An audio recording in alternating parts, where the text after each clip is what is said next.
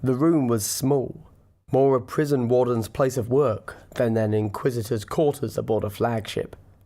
It was dark, and the two figures could barely make each other out in the candlelight. "Is it telling the truth?" Sabor asked.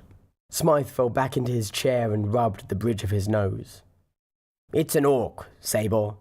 They don't understand lying. It's beneath them." "Beneath them?" "You know what I mean." Sabor flinched back, the pistons in his mechanical legs sparking at the sudden motion. "Mind your robes. I apologize. These months have been taxing on me, as you know. Still, what I meant was that the orcs don't even understand the concept. Throne be damned, I hadn't even believed one to be able to string a sentence together in low Gothic, let alone spin an entire tale. What we found here is something else. It found us." Smythe tapped his fingers on the ornate wooden desk carved from a long-extinct tree. "Indeed. From what we know of them, the runt herders are considered of the low caste. Is that not a peculiar element to be gathering?" Smythe was about to reach into his coat's inner pocket, but stopped himself. Sabor never approved of such things. Not that Smythe answered to anyone, but he could wait. "Runt herders are indeed looked down upon. But there are rumours of this particular strain going so far as to learn Low Gothic, purely to be able to better give orders to their human slaves, but still, basic orders seem to be within their grasp. That would explain the talking nature of this new Orkish god." Silence hung between them, but eventually Sabor blurted out the question. "Has there been any update from?" At once he regretted it and cast his eyes down, realizing that now was not the time. "You can say it. Not saying it doesn't make it not real. The other Inquisitors. That was your question?" Sabor made a sound like clearing his throat, a nervous tick left over from when he still had one. "Yes, Inquisitor." "No news. They're still there, those blasted emperor-humping whoresons." A whisper from the shadows, barely more than wind, blew through the room. "Emperor-humping. Now you have my attention." Smythe half jumped, half turned, but managed to arrest both motions and turned it into a fist slammed into the wooden desk. "Damn it, Harpy! I've told you not to do that. Not aboard this ship." Smythe could see little more than the gleam of sharp teeth from within the shadowy corner. "Oops, I must have forgotten." "You are only allowed out of your cage because of your use. Do not test me, Harpy. You know what I can do." The black figure stepped from the shadow, clad in a body glove so tight that it had to hurt. Smythe knew that it did, actually, and that was exactly why the Drukhari wore it. "This Harpy is ever your faithful servant, of course. Inquisitor Smythe." Smythe sneered at her. "Well, do you have anything to add, or were you just bored?" She ran her hands through her hair and plucked a strand out. "I can't do anything useful in this Monkey-cursed travel, but I stalked the ship for a time. Nothing had escaped overnight. Nothing had manifested itself. Rather dull, sadly." "Make sure nothing does." Harpy slunk back into the shadows. It was impossible for Smythe to tell if she was standing as still as death in the darkness, or if she had actually left the room to entertain herself in ways he didn't want to think about. He knew of her perversions, but like any mercenary, she had a price.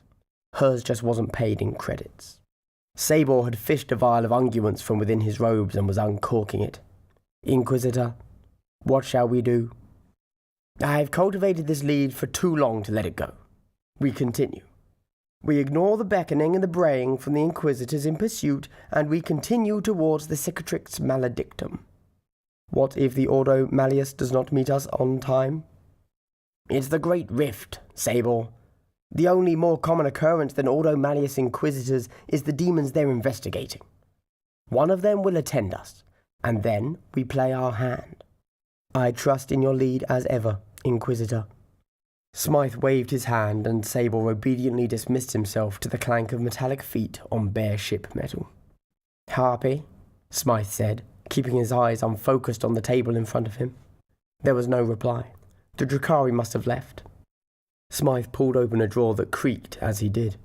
He pulled out one of many haphazardly strewn artifacts. It was a dull and tarnished scrap of metal that didn't distinguish itself at all. Visually, at least. However, when Smythe's former pet psyker had touched it, the pet had erupted into green flame. A shame to lose one of his menagerie, but that was the cost of knowledge. "How will the orc respond to this?" he asked the empty room. "Will it respond as we did?" He let a fist fall hard onto his desk, feeling the pain shoot through his hand. Focus on the pain. That is real. Do not allow yourself to fall to the warp travel sickness. There is no we here. There is just the I. Only me. He took a deep, steadying breath. Sabor seemed saved from this malady thanks to his extensive augmetics, and Smythe wouldn't be able to tell if the harpy was feeling anything even if she was.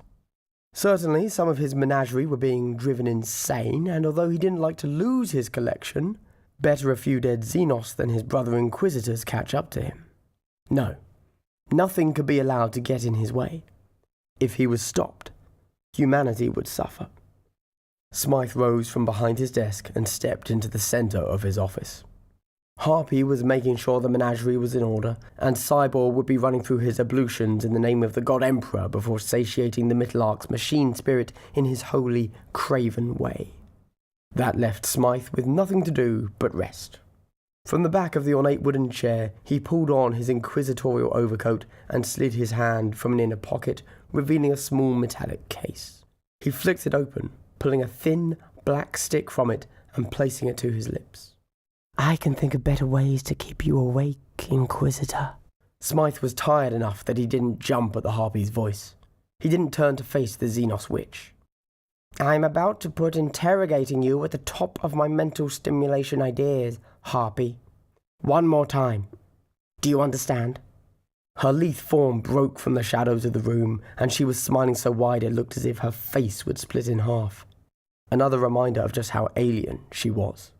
This time, she walked out of the door, and Smythe knew she did it with deliberate slowness and sway just for him. "Too tired to sleep. For the best, anyway.